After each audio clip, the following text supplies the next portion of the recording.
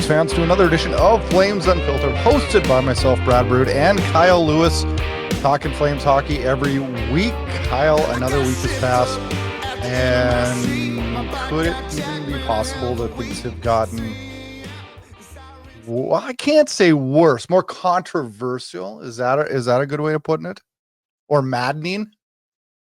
I don't know if there's a word in the English language that's strong enough to describe, the sentiment that I think everybody's feeling at this point. Is there? I remember when every year, I mean, we've done this pod through some pretty bad years, and we've done it through some pretty good years, and it seems like more of a mental grind and struggle when we're struggling on the ice. There's just less to talk about. There's less hope, and that's what we thrive on as sports fans. And I've enjoyed doing the podcast through the goods and the bads, but it's really damn fun to do it when it's good. I worried a little bit this year about what are we going to talk about, right? I knew the Rasmus Andersson thing would be probably something we would talk about weekly.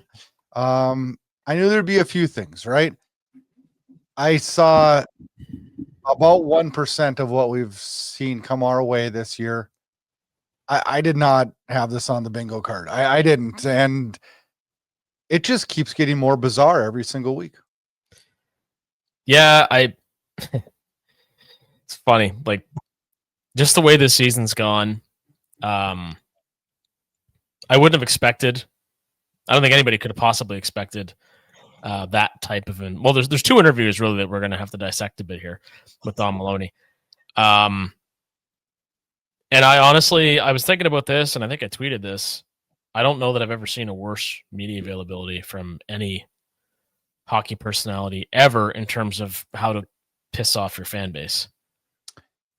Today this week when I usually write notes down during the week of like stuff we should touch base on, right? Mm-hmm. And it started off with Beecher and Parekh. Then it went into the Honzek news, Stocksilius problems.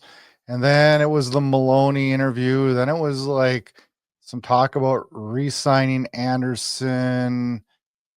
And then the Coronado hit. And it's like, holy cow, we got a lot to talk about today.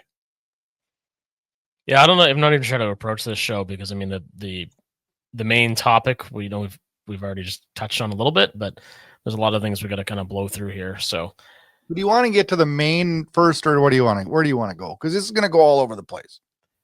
I guess we'll start with that because, I mean, we want to get people into what we're talking about, bright and early in this one. So, as I just said with regards to Don Maloney's comments, and I still can't entirely understand why Maloney, as president of hockey ops, was the guy that got trotted out to deliver this message.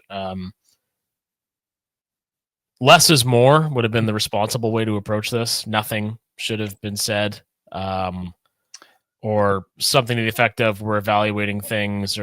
But man, he went balls deep into a direction that nobody wants to hear of or believe. Were you okay? I guess my first thing is like I always think that when people do things, whether it's an organization or a human being, it could be me or you, right? We always have a motive. Mm-hmm. Yeah, generally speaking, yeah. Usually we have a motive, and that doesn't mean it's bad or it doesn't mean it's good. It just means there's a reason for every conversation. Yeah. I started to think about this, and I had heard in doing my research on this that Sportsnet had asked for Conroy or somebody for kind of a quarter season interview. And they said, well, we would be happy to provide you Don Maloney. Mm-hmm. And so what night was that? Thursday night? I believe so, yes. So during the first intermission, we get Brendan Parker interviewing Don Maloney. And I don't know, man. It just went a lot of directions. I can't even remember how many minutes long it was. Maybe 5 minutes tops. And it seemed like it was a ton to unpack, right? Well, I mean, the length of it was completely undermined by the content of it, which just bizarre. I mean, have you ever heard of a professional sports team being so out of touch? Honestly, Okay, so I'm having a hard time even picking where to get into all the things he I said know. because I mean, they're pretty well known at this point, right? I honestly, I thought about calling you and saying, hey, like, do you want to sit down and like go through this question by question on the Eric Francis interview, which is a secondary interview, which we'll get to that, Which has two parts. which has two parts. There's just a lot to unpack, and I think it's really just, I mean, it's been unpacked through multiple media sources through the last 5 days, 4 days.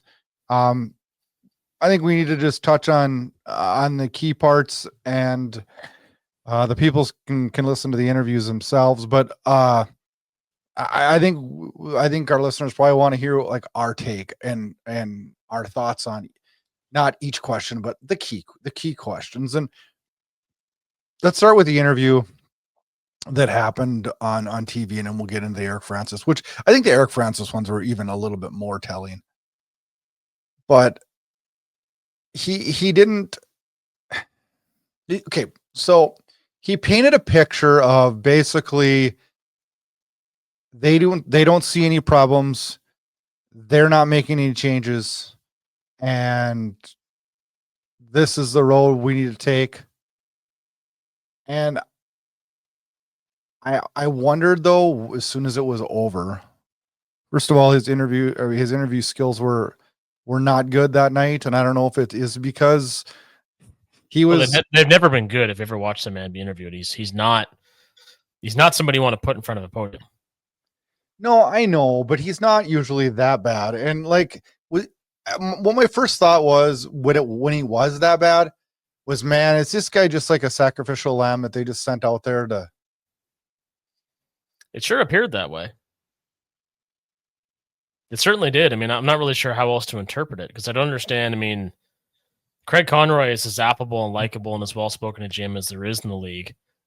And I have to believe that he would have spun a much more conservative, veiled message, not one that, doubled down on how terrible this team is and how terrible they intend to stay, quite frankly. I got a theory though, after listening to it, something sparked in my head. 2 weeks ago when the guys from the Red Mile Rundown joined us, Robert Munich said something that interview. And I've heard him say it since on Flames post-game shows. But he said something in that interview on our show that's really got me thinking. He said, when we talked about Craig Conroy not getting re-signed, and of course I'm paraphrasing, he said he was worried about how upper management viewed the success of Conroy, and maybe that's not why he's re-signed. I thought a little bit deeper into that. I think there's some validity to that. But I also wonder, is Craig Conroy contemplating whether he wants to re-sign based off the direction that the ownership is pushing? Forgive me because somebody tweeted this the other day, but in the same vein that I think you're touching on.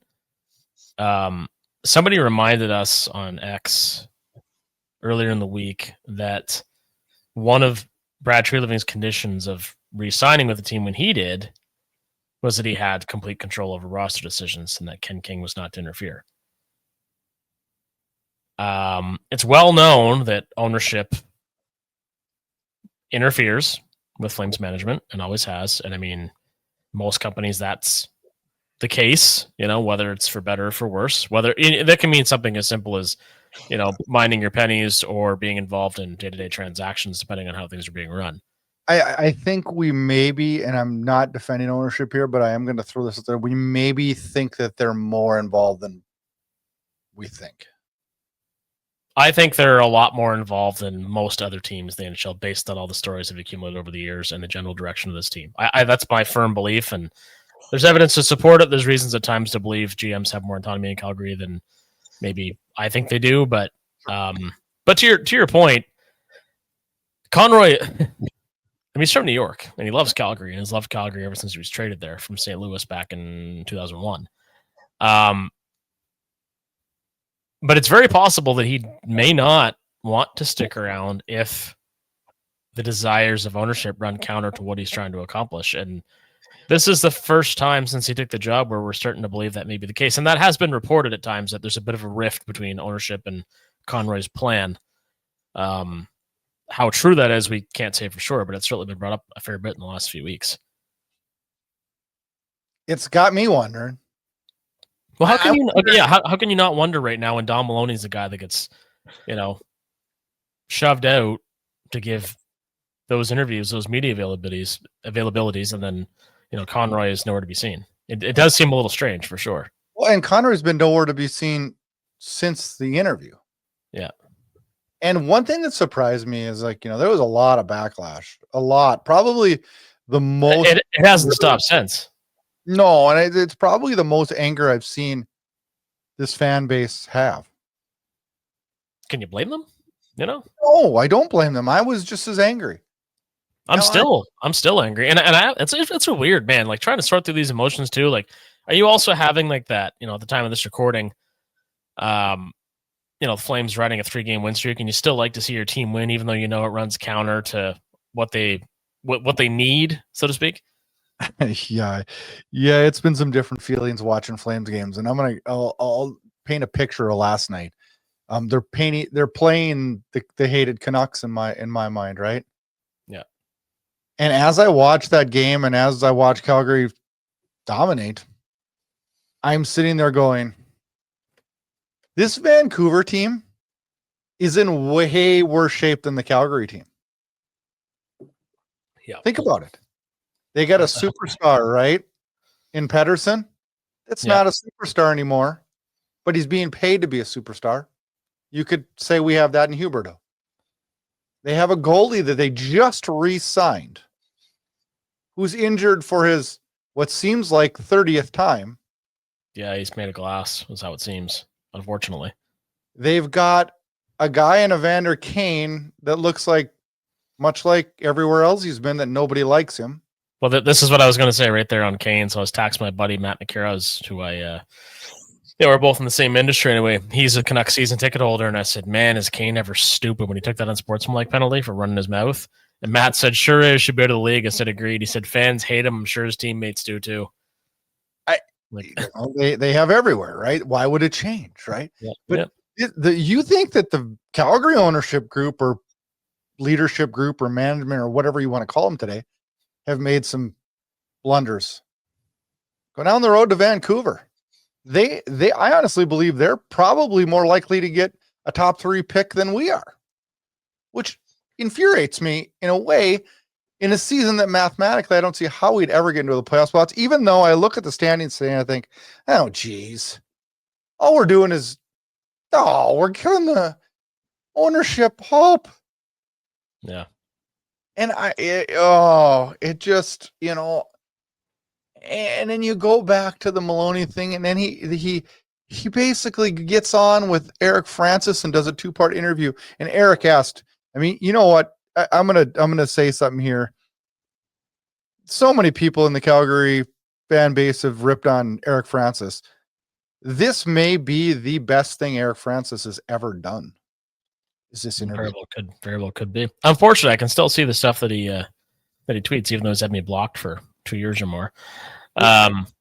He asked all the questions we wanted to hear. Kyle, he did. He asked them all. Oh, he did a great job with it. I wouldn't dispute that for a second. My only issue with Eric Francis is the way that he baits players and the way he would aggravate them. And I didn't always find that was part of him doing his job. It was him just being a pain in the ass for no good reason, right? But in this case, and that's going to happen in journalism, but in this case, he did a fantastic job. And and it's been really interesting to see in the days since, the Frank Saravellis of the world and Darren Dragers and everybody else, of course, chiming in, Elliot Friedman. Saravelli was scathing in what he had to say about it, which I think is great. I think the more people in the hockey media that recognize how ridiculous this all is, the better.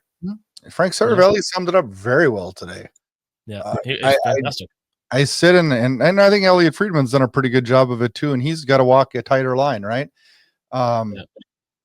It's interesting. Yeah, and like there's I don't know. This is where I get frustrated, and I'm dealing with a lot of frustration lately, mind you. But there's a lot of dummies in that front office. I feel guys that have been in the I've mentioned before, like I'm not a huge fan of some guys that have been in the office for I feel way too long. I've been towing the same line forever, and I made a comment the other day. I'm starting to wonder, Maloney was involved in all those garbage teams in Phoenix that couldn't get anything done. Now, mind you, they had major issues there too in terms of cash flow, so I don't dump that all on him. But it's again this feeling of these older hockey dudes that just won't go away, that don't know what they're doing anymore, if they ever truly did. And I'm not saying I have the answer, because God knows I don't, but I know the direction they should be going in, and this runs counter to it. I don't. I've always been a non-tank guy. I've always been a non-teardown guy, but I do think that you need to get it down to a point. You can't get rid of all the veterans. You can't. That doesn't. Yeah, but I don't think anybody's advocating for that, though, right? No, I don't either. I agree with you. And I think the dichotomy, though, and forgive me because I really got to spit this piece out. The dichotomy of playoff / cup contender, versus tanking. There's a lot of space in between those two.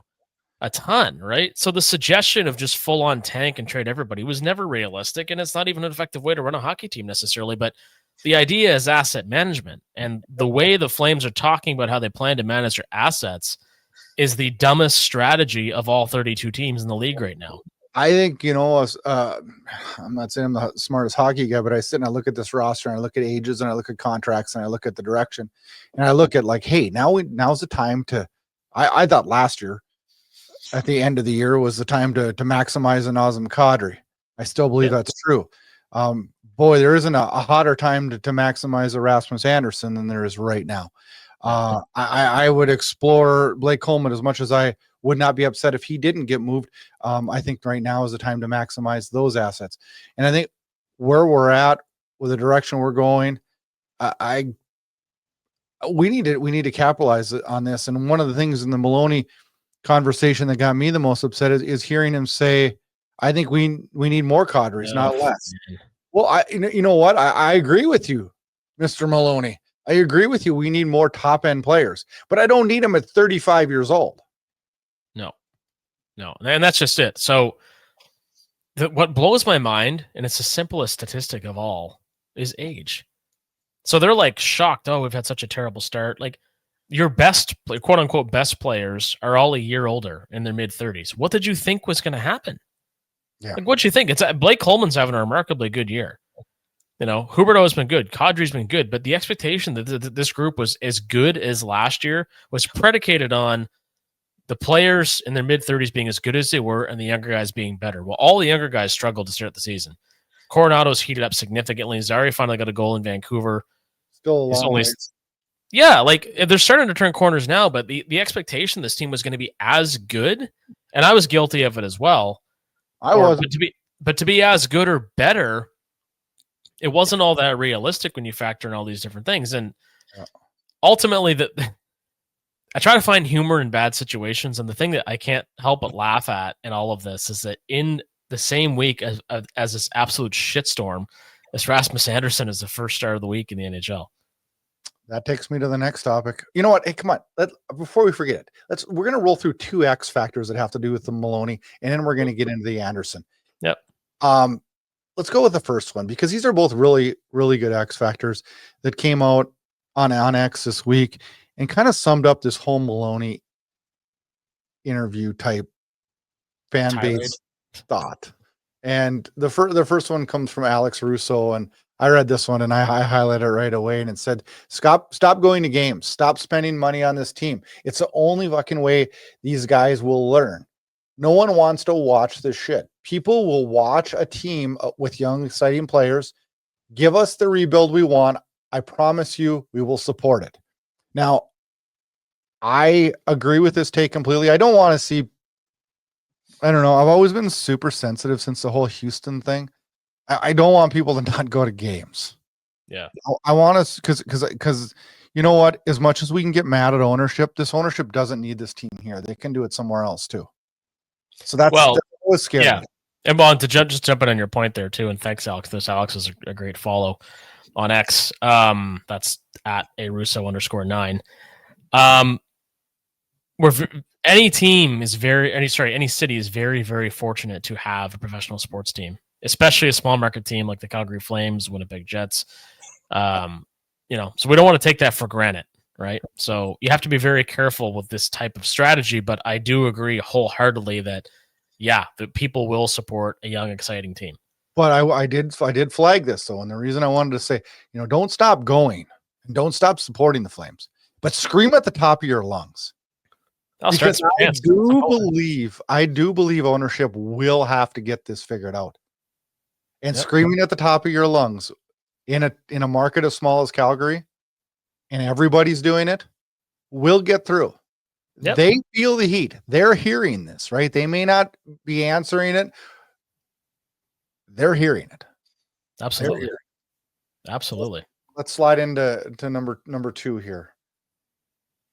All right, so this one's from Stinky Man at Lil Moser Gaming. The Chicago Blackhawks won 3 Stanley Cups, rebuilt, and already have a better team than the Flames before we could even touch the conference finals. Don't be fooled by the propaganda the ownership group feeds you. I hadn't thought of any of this in these types of terms, but it's so true. The Blackhawks won 3 cups, rebuilt, and are already better. And didn't probably rebuild the way they should.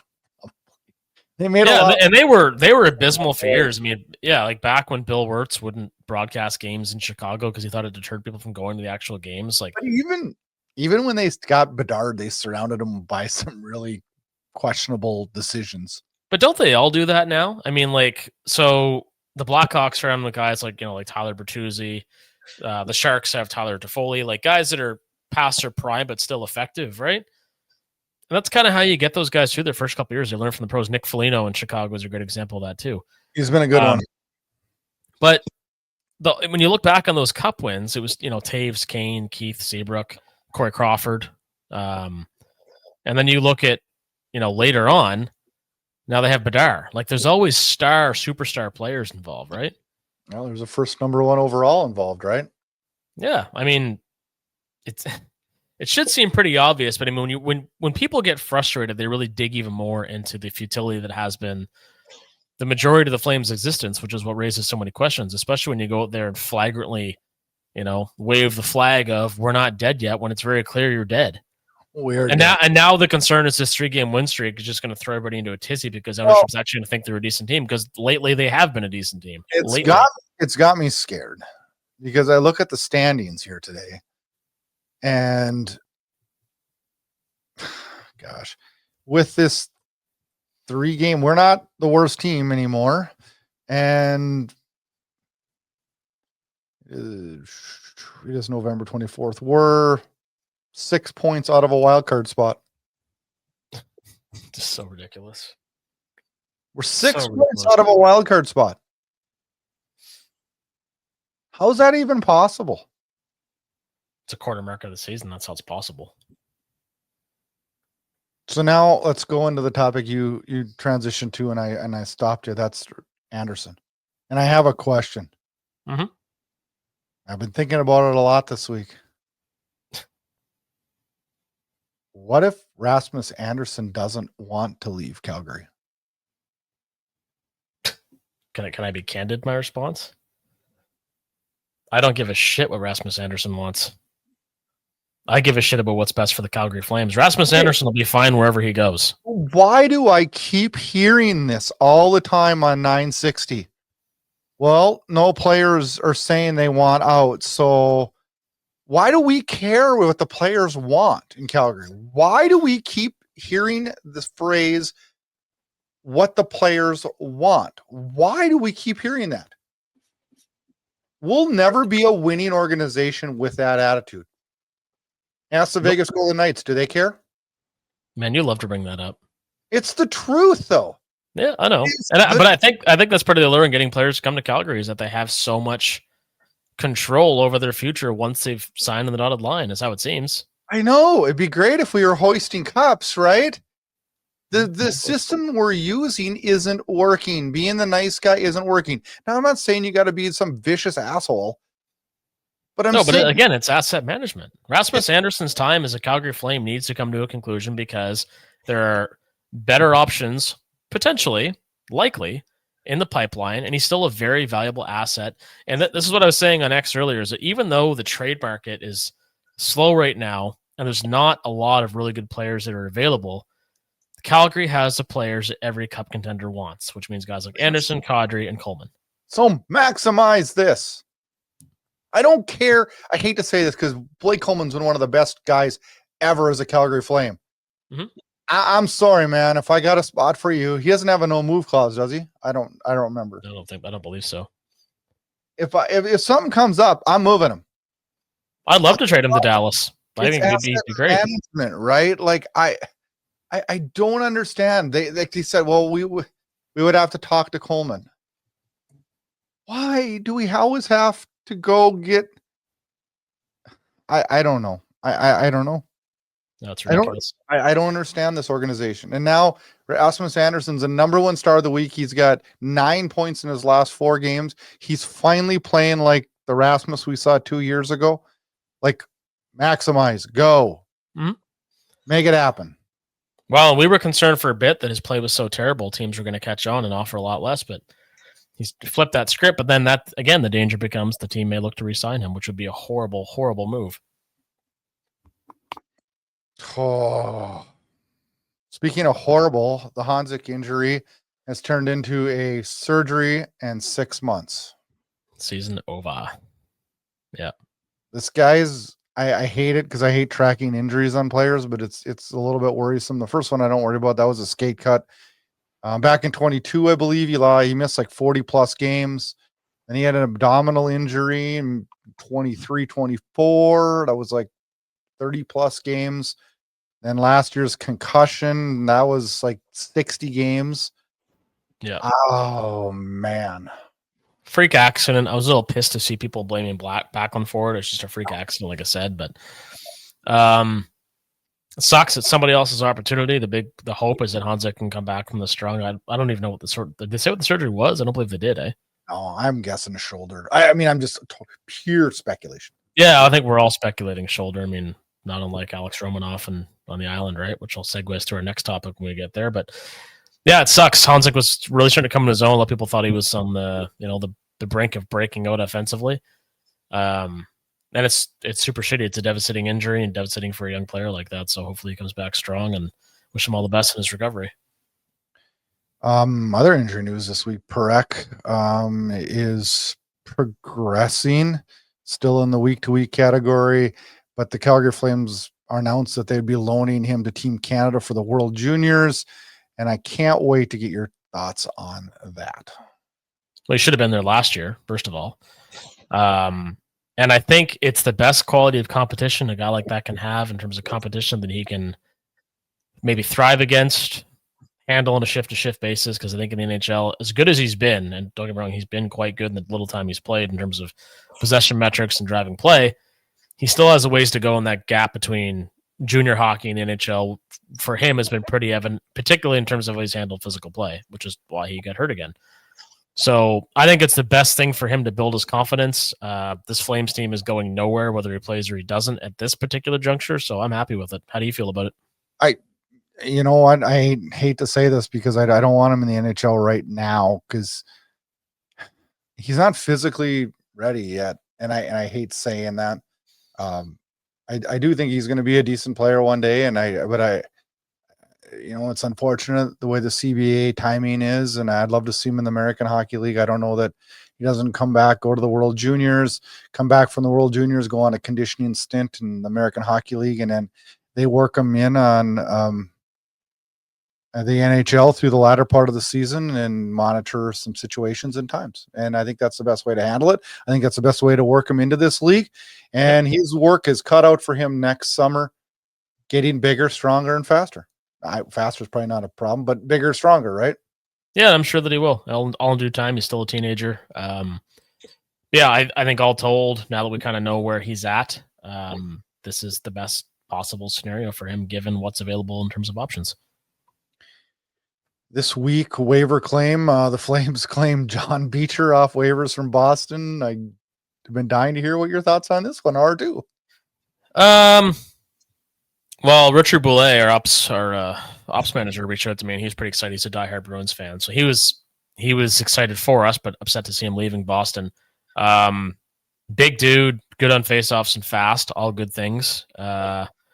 People made a little much of the waiver claim as if the Flames were expecting it to be more than what it is, which I don't think is the case. It was just they had the first right to make a waiver claim, and I think it's a smart one. And he's actually looked pretty good in the games he's played. So you like this move, huh?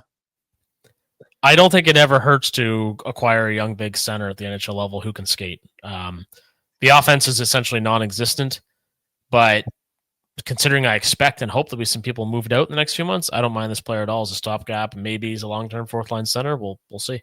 Is he AJ Greer all over again? He's got more upside than Greer. Yeah.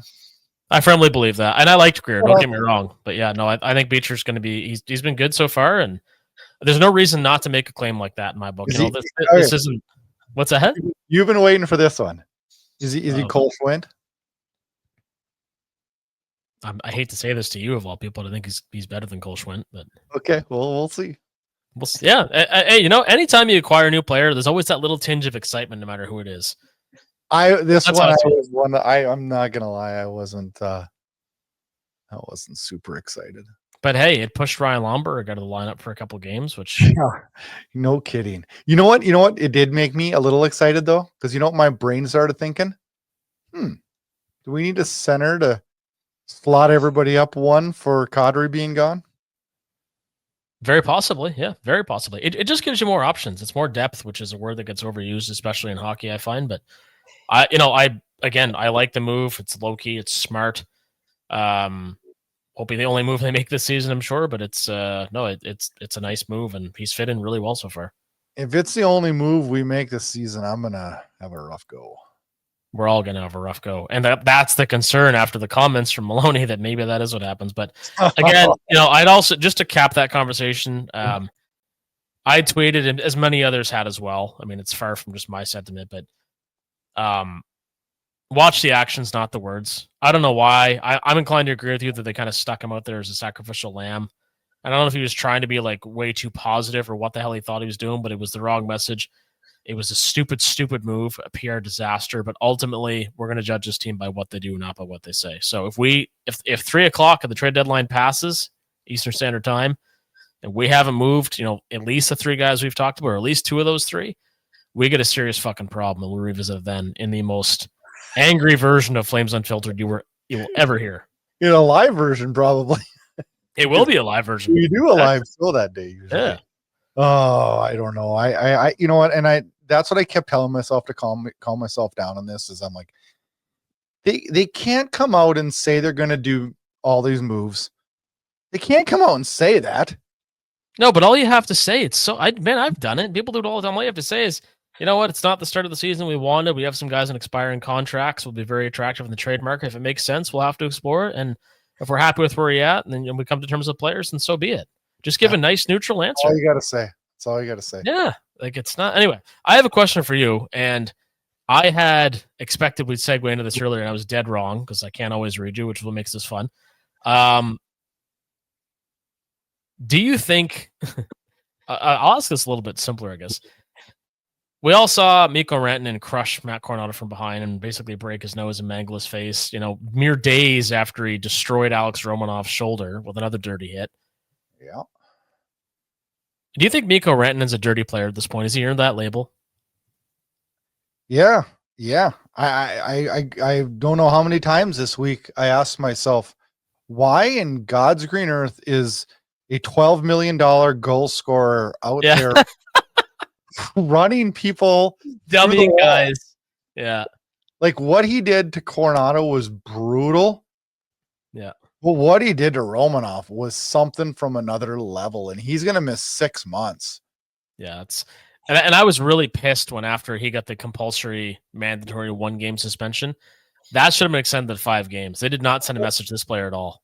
So, well, they sent a message to the league, right? Because let me play this out for you. If Adam Klapka runs Tyler Seguin like Rantanen ran Coronado, how many games does Adam Klapka get? 4.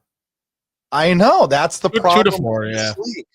Yeah. Because I had so many people, I had messages right after the hit, and I said, it'll be one game. I think I even put it on X. It'll be one game because I knew that they're not going to suspend their star. If it was, you were mad. It's ridiculous. Sometimes people don't have to wonder who's tweeting from the Flames Unfiltered X account when they read some of these comments. I forget what you said. What was it you said? You're like, not that didn't want blood, but like you wanted a piece of him or whatever. I'm like, oh, Brad's fired up. Well, that goes back to what Patrick Waugh said. No, what I said, I said I don't want him to get a game misconduct. I want him to have to face the makers out there, right? I want him to have to face the hell, right? He got to leave the game and go shower and have a cocktail. Yeah. Right? Patrick Waugh freaked out and was... Which he's very good at. Patrick Waugh has always been very good at freaking out. Yeah. And he threatened him. He said he's not going to make it through next game, is what was reported. Yeah. And I'm tuning into that game next time. Hell or high water, I'm watching it. And I'm going to watch next time Calgary plays Dallas, because this guy's going to have to start paying for this, because he elbowed somebody like a couple weeks ago right in the face too. Who was that? I've been doing this shit for a while, yeah. Well, why all of a sudden? Did you ever hear about this Well, when you watch back some of the tape from the last few seasons, you get your eyes open to how much dirty stuff he's done. I don't know. I mean, but this is a problem, and this has been said before. When the NHL doesn't do their job in terms of protecting the players and throwing the book of players who deserve, like Rantanen does, players will take it to their own hands. I mean, maybe the Flames recall Alex Glant for a game. Wouldn't that be fun? Clearly, they won't. But can he stay? Can he stand up right now? Wasn't he the guy that got into the big tilt the other night and got KO'd? I don't think he got KO'd. He held his own against a dude that was but he staggered off the ice though. Well, yeah, so would you if you fought someone that big. I mean, the guy's tough as nails, but ultimately, whatever the case, like they got to get a handle on this type of stuff. And thank God Coronado's okay, because his face got mangled and he's been on a heater, and that could have been Romanoff all over again, very, very easily. God, Kyle, I'm falling into a giant trap. Because there's so many things the last couple games that have went our direction, like the goal scoring and Coronado not being hurt and things like that. And I'm sitting there going, God, we're getting further away from that number one pick. Yeah, I never thought I heard you say that, but I hear Gosh, of all people, right? Of all people, did you think it would be me saying that? Definitely not. But I just look at it as we have an opportunity this year. We put a Verhoff on our lineup, or a McKenna, or whoever steps up in the second half of this season. Holy cow. You add that to our roster, and then we have another first round pick. I believe we have Vegas's pick this year too. Yeah. Holy cats. Like, we can start building, and we got Cole Rushney coming up. You guys, this isn't too far off. Even if half of our Colin Potter, Gridden, he had a great OT winner the other night. We got Gridden's lighting up the AHL. This could come together quicker, even if only half of them work, right? If half of them work. Yep. Look at our goaltending tandem too. That's what I'm saying. Like, we have a lot of things kind of chips falling, right? We get a first round or number one or number two pick this year. Whew. This isn't a 5-6 year thing. This is a 3-4 year thing. And that was always the idea. That's what it was designed to be, I feel. That's like when the arena opens. That's when it opens. Yeah. Yeah, it should be exciting, but we'll have to see what happens. Speaking of goalies, just quickly, has there ever been a better media darling in hockey than Devin Cooley? Him calling Scott Oak dude was one of the highlights of my life. God, I love that. He's a classic. He's funny. I've been showing clips of his post games to like all my buddies at work, and they're all laughing like, "Who is this dude?" And he's just hilarious. And like, I'll start letting in dumb goals and try to keep my head as empty as possible. Like, he's just a beauty. He doesn't. I don't think he's trying to be funny. I think he's just. No, that's just him. I think he's just ADHD is all hell, and he just loves being alive. All right. Before we go, we've had a lot of stress, a lot of negativity. Yep. And God help us that next week we're not talking about another Maloney interview or anything, really, to be honest with you. I don't want anything. I just want to talk about hockey. What do you think have been like 3 good positives for the team this year? Yad Kuznetsov, who is Yeah. now officially, I think Robert Munich punted, so is now officially an NHLer because he now requires waivers to be demoted. 10 games last night. Yep. Yeah, Kuznetsov has been by far one of my favorite things. I wasn't prepared for this at all, by the way. I know. I don't. Yeah. Kuznetsov's a big one. Honestly, the emergence of Devin Cooley as a reliable backup, I wasn't expecting that after the preseason that him and Profsatov had. So I would super agree. happy about that. I think we might have a tandem for years to come. Hopefully. Yeah, fingers crossed on that. Geez, what's the third one going to be? That's a tough one. Well, honestly, it's Gridden.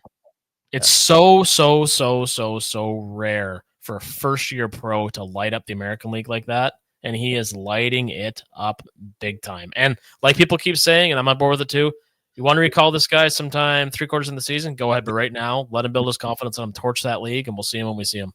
Yeah, I'm with you. I'm with you. And I didn't want him to go down. I was pissed. I love, man. I'll be getting the 92 Gridden jersey for sure. But the only one I'll add to that is, like, as much as I've been hard on him lately, I do think that having Rasmus Andersson step up his game is really helped his trade value. And let's just pray that we maximize that as much as we possibly can. So you're just going to piggyback on my 3, or do you have anything else? I like Kevin Ball. It's okay. It's okay. I'm not like making funny. I'm just saying it's hard to find positive this season, right? I'm gonna tell you, there's not a lot of them, but the Kuznetsov thing. I thought Honzek, stepping up and getting recalled and fitting in pretty well. Unfortunately, that ended with an injury, but I loved his game. I loved what I saw, and as much as he wasn't probably putting up the points that I wanted, he was showing a lot of good skill, though. I liked it. I liked his speed. I liked his skill. I liked his work along the boards a lot better. So I think that's a positive too. 100%. Absolutely, it is. Did we cover everything? I think so. Are you out of breath? Pretty well, which is shitty because I got to play hockey here in like an hour. What do we got this week? A 5-game road trip. It started last night in Vancouver. We got 2 in Florida now, 1 in Carolina, and it's in Nashville. This is not going to be an easy one. It's at Tampa Bay.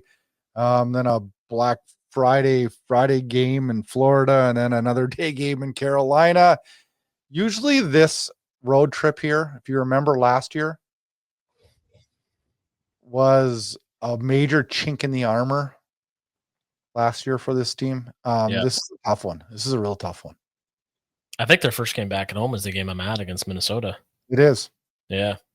So we'll see what kind of shape they're in by the time they get back to the Dome and I get back to the Dome. And Minnesota's been good. Minnesota's been coming on good. Yeah, and they beat up on the Jets last night, which is a little disheartening. But, of course, they're without Hellebuck for the next 4 to 6 weeks after orthoscopic knee surgery, so that sucks. But a year filled with injuries. It's hitting everybody.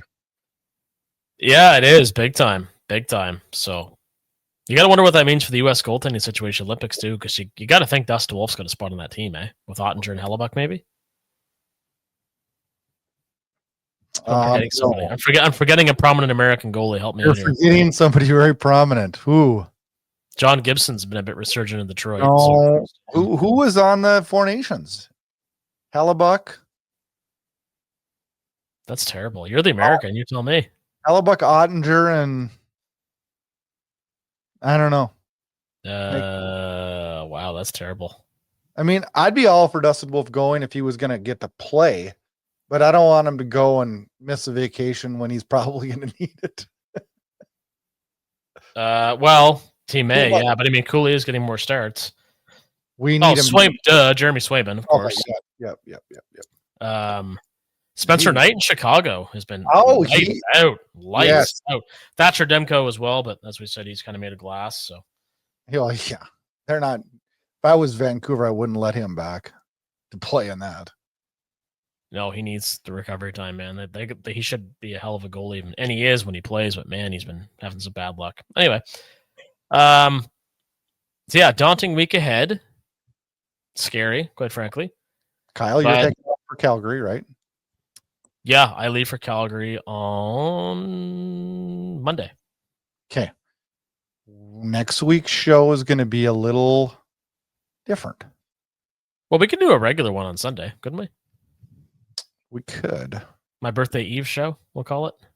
Yeah, we could. Shit, your birthday's next week too. Mine's this week. No, this week. Wednesday? Thursday? Wednesday. Oh, first. Didn't even have to look, Brad. Didn't even have to look. Good. That's pretty good. I knew yours was the first too because I put it in my calendar this year. Yeah, well. I will say, yeah, we could work something out. I'm going to Grand Forks this weekend, and I'm going to Grand Forks for two reasons. My daughter plays in a youth hockey tournament, but I'm also going to watch Calgary Flames prospects Cole Reshney and Cade Littler play, and maybe Flames number 1 or 2 pick Keaton Verhoff play. I'm doing that Saturday night, so I will be able to report on them. Weather permitting, getting back at a decent time, let's do that. Let's shoot for a Sunday night show. Sure. Let's see what happens. So in the meantime, still lots to talk about. I don't think we'll be hearing too much from the Flames front office in the days ahead. I don't either. I think it'll be pretty crickets. Can you imagine if they doubled down? Dal Maloney's like, 3-game win streak. We told you so. Can you imagine? Oof. They'd have to get that new building then because the dome be burned to the ground. Oh, man. Maybe they'll send out like Nonis to talk or something. Somebody tweeted that. I got to touch on that quick too. Somebody tweeted about too many chefs in the kitchen. Oh, yeah. Like Maloney, Conroy, Pascal, Nonis. I don't even want to say Ginla because I want him in that front office, but it's kind of crazy, eh? It is.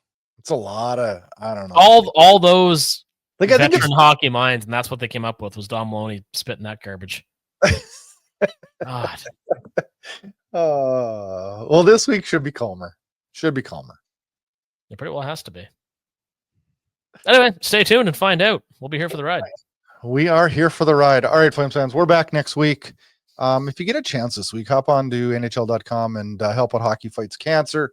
That's something that I know Kyle and I both always try to take care of and help out. Something that affects every single family out there at some point or time, and that's sad. So do what you can to help out there. Kyle, you have a great, we'll talk before we go to Calgary. Yes. Absolutely. And hopefully my trip to Grand Forks goes good and I get to watch some good prospects. I'm excited for your scouting reports, as are the rest of our listeners. Let's hope they're good, right? Oh, they will be. We're going to be positive, Brad. Remember, we're going to work on that. Positivity. We should end every show with one positive comment. We did it. I made you name off 3 things and I named off 2. That's good. We're out. Anyway, let's get out of here. All right. See you later, Flames. See you guys.